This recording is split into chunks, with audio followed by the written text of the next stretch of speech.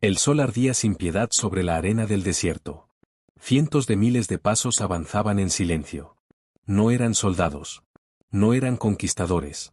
Eran familias, ancianos, niños, esclavos recién liberados que caminaban hacia lo desconocido.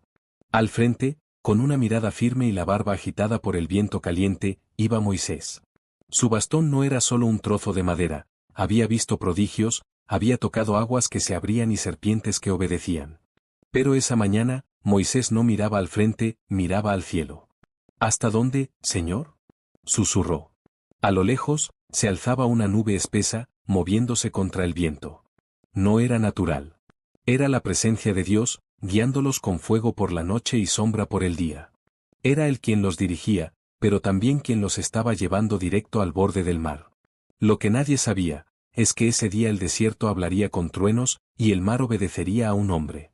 Y mientras el pueblo avanzaba, en Egipto, una sombra se cernía sobre el trono de Faraón.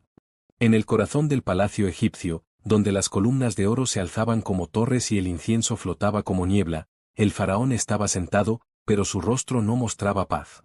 Los ecos de lamentos aún resonaban entre los muros. Su hijo, su primogénito, había muerto. Todos los hogares de Egipto lloraban. Y sin embargo, en medio del dolor, un veneno más antiguo que el duelo comenzó a despertar en su pecho: orgullo. ¿Qué hemos hecho?, rugió el faraón, golpeando su trono con el puño. Dejamos ir a nuestros esclavos. A los que construían nuestras ciudades, cargaban nuestras piedras, traían nuestras riquezas. Sus consejeros dudaban, pero el miedo a contradecirlo era mayor. Prepárense, ordenó. Que se alisten 600 carros de guerra. Que mis mejores jinetes vistan sus corazas. Hoy, iremos tras ellos. Y así, los tambores comenzaron a sonar. Los caballos relinchaban, los guerreros alistaban sus lanzas, y los carros rechinaban como bestias sedientas. El ejército más temido del mundo cabalgaba hacia los indefensos. ¿Y en el desierto? Moisés se detuvo. Levantó la vista hacia el cielo y sintió que algo venía. El aire cambió. No fue solo una brisa, fue una presencia. Algo pesado, oscuro, como si el desierto mismo contuviera la respiración. Las aves dejaron de cantar. Los niños se aferraron a las túnicas de sus madres. Entonces, se oyó. Primero, como un trueno lejano. Después, como un rugido de muchas bestias. El polvo se levantaba a lo lejos, y con él, el reflejo metálico del sol sobre las lanzas egipcias. «Faraón», gritó uno de los centinelas, «vienen los carros de Faraón». El pueblo se detuvo, y el miedo se esparció como fuego sobre la paja. Las voces se alzaron, los llantos comenzaron. «Nos han traído aquí para morir», gritaban algunos. En Egipto al menos teníamos tumbas. Moisés cerró los ojos. Respiró profundamente. El estruendo se acercaba. Las ruedas, los caballos, las órdenes de los capitanes egipcios. Ya no era solo miedo, era pánico. Pero Moisés no se movió. Abrió los ojos, levantó su bastón y dijo con voz firme: «No teman. Quédense quietos. Hoy, verán la salvación del Señor». Y entonces, el pueblo se giró, y vio que ante ellos, no había salida. Solo un inmenso muro de agua, el Mar Rojo. El Mar Rojo se extendía hasta donde la vista alcanzaba, como un gigante dormido, tranquilo y profundo, pero impenetrable. A un lado, el agua. Detrás, el ejército de Egipto, cada vez más cerca, como una tormenta de acero.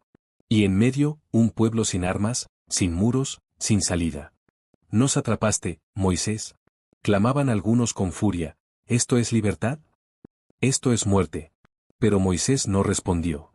Solo miró el mar, como si buscara una puerta en lo imposible. Y entonces, la nube de Dios, esa misma que los había guiado desde Egipto, se movió.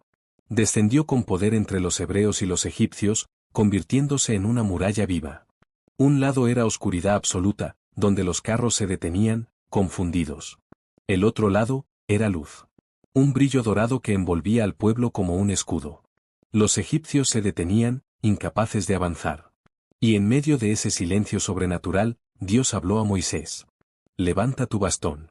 Extiende tu mano sobre el mar». Moisés obedeció. El bastón se alzó. El pueblo contuvo el aliento. Y entonces, el mar comenzó a rugir. El mar comenzó a rugir. Primero fue un sonido sordo, como si la tierra misma gruñera. Después, un viento poderoso surgió del oriente. No era una brisa común, era un viento de Dios, violento, sobrenatural, como si el cielo respirara con fuerza sobre las aguas. El mar tembló. Las olas se alzaron. Y de pronto, el mar se abrió.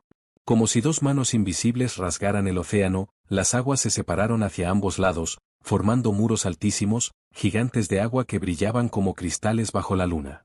En medio quedó un camino seco, sólido, imposible. El pueblo quedó mudo. Ni los más sabios, ni los más viejos, ni los más fieles habían visto jamás algo así. El imposible se hizo paso. El abismo retrocedió ante un simple bastón alzado en obediencia.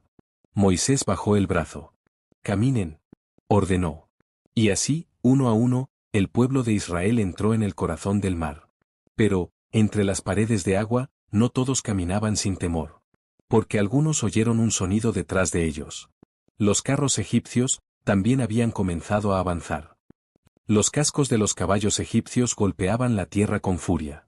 Las ruedas de los carros giraban con un chillido metálico, y el eco de su avance resonaba dentro del mismo mar abierto.